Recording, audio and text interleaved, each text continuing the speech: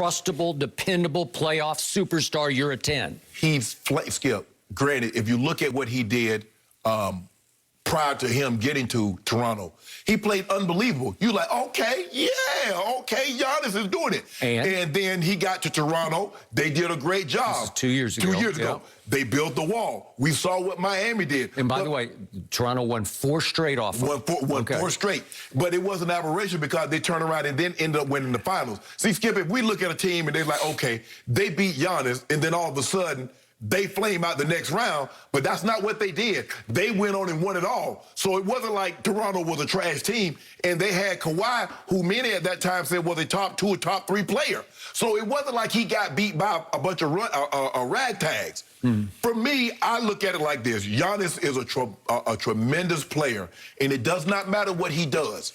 If the other 2 guys don't come along, we saw Kevin Durant, Skip, that last game, if he'd have got any help from anybody else, we wouldn't be having this conversation because Giannis wouldn't even be in the playoffs. Kevin Durant would. Just like when he had that historic night, that 49, 17, and 10, it was quietly Jeff Green's 8 of 9 from the 3 that helped get Kevin Durant across the finish line. If I'm not mistaken, Blake Griffin had 17 or 19. He was good.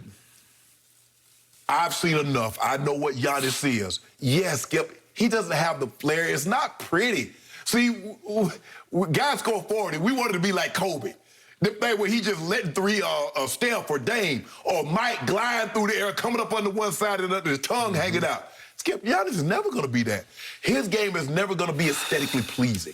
It's going to be a lot of dunks and a lot of layups. They're like, man, I don't want to see no dunk. Shoot the 3. Because the dunk is not what it used to be. It's the three-point shot. It's the acrobatic shot. But I'm a 10 on Giannis as a playoff MVP. Okay. Excuse me, a playoff superstar. Yeah. Okay. I am not going to back down. I'm not going to back off. It's too early yet to say it's over, it's done, because I remind everybody, Milwaukee is still down 2-1. Yeah, they definitely got to win Wednesday to make it serious. And Milwaukee, I remind everyone, lost a game 1 by, 13, and game 2 by 10. Correct. So that was a -23. Then they won game 3. They were highly impressive at home by 20. Correct. There's still a -3 in point differential for this series, down 2-1. So this concept amuses me, because in my career, I've had this sort of impact or effect where I dig in on a player and maybe I'm over harshly objective, and I have nothing against Giannis. I'm just not buying in yet. Right. And if you back to Jenny's question, scale of 1 to 10, I'm like a 4 in trustability as a superstar. Somebody I can trust every night to be a playoff superstar, to carry this team to this championship. He may make me eat all of these words I'm uttering right now, but I'm not ready to say no. I'm not ready to back off and give in to this, because in my career, sometimes I dig in so hard on a player that I turn them into sympathetic figures.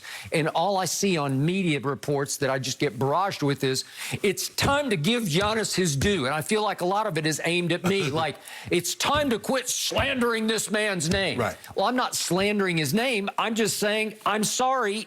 History would scream at you right now. You better be careful. Well, you look at it like, okay, if Giannis is what those regular season MVP says he is, he should be able to go further come playoff time than what he's been able to take Milwaukee. Okay, so his overall playoff record, as we speak, right now, is 33-28. Well, it doesn't measure up to back-to-back MVPs or Defensive Player of the Year. Right. And again, I don't want to beat this to death, but just being completely, utterly, maybe over harshly objective, I look at his playoff flameouts. In his first 3 playoff runs, he lost, obviously they got knocked out. And he lost 4 games in the first year by 21 points a game. He was the average loss. The next time it was by 11 a game. The next time by 10 a game. So they weren't even coming close in their 4 losses to get knocked out. And then came the debacle of a disaster, of a huge disappointment, which was the 4 straight losses to Kawhi's Toronto. And I don't even want to belabor the numbers, but all of his MVP caliber, he'd won the MVP in the regular season. He couldn't shoot. He couldn't make free throws. He was shooting too many threes and shooting 19% from 3. And you know what happened? They just dared him to shoot 10-foot jump shots, and he just Doesn't have that. But let me ask you a question. If we'd had social media back in the 80s and people have asked you, where are you on Michael Jordan as a playoff superstar, what would you have said? Because in his first 10 playoff games, he was 1-9. So if they had asked you that question about Jordan, where would you have been? I could already see it coming because I saw 63 against Larry Bird and company. But he lost, Skip. At the Garden. You can't see this coming, you Skip. Yeah. You saw it back-to-back, 40-point ball games. There have been very few people that can say, you know what, I've got a 40-piece in the playoffs, let alone back-to-back. Okay. I had seen Michael Jordan as a true freshman at North Carolina take the shot to win the game, the national championship game. I was sitting on press row courtside against Georgetown, Patrick Ewing and company. I saw him make that shot. Who's Mike Jordan? Oh, Michael Jordan. But he wasn't even the best player on the team. That was James Worthy. But I also saw in 19... Well, I don't know. I think it was. I think they were all looking sideways like he's taking over. I also saw, if you don't believe this, I saw Purvis Ellison lead Louisville to the national as a true freshman. I was sitting courtside in Dallas, and Texas. Everybody would have bet. Everybody would have bet. Purvis Ellison is the next big thing. It doesn't necessarily mean that, Skip. There's a lot of guys that played great in college, and it doesn't translate. Nobody saw Michael Jordan being this. Okay, but we're 8 years in to Giannis, and we skipped over the bubble trouble that he had because they lost the first 3 to Miami, and he was abominable. There. Yes. And then he got hurt, and it didn't really matter because they were already down 0-3. Correct. And so he's had a fairly lengthy history in the postseason of not being trustable. And then now he's starting to take off. And